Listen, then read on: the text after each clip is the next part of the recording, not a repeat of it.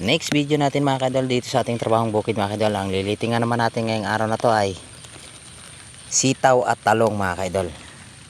Yan, tingnan nyo naman magkasama yung sitaw at talong. Ito nga pala yung sitaw. Ito naman yung talong mga kadol. Yan, lilitingan natin siya. Paakyata naman ang sitaw mga kadol. Tapos diretso ipit na rin ng talong.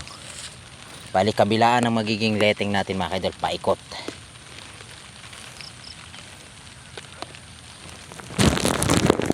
Yan, ganyan lang trabaho dito sa bukid mga kadol. Sari-sari. Importante lang ay sikap lang sa trabaho mga kadol. Yan, bali umulan nga pala mga kadol. Tuloy-tuloy pa rin ang ulan dito sa amin. Ambon-ambon dito sa trabaho namin sa bukid. Ngayong araw tayo nandito nga pala tayo sa Pandayap kung tawagin.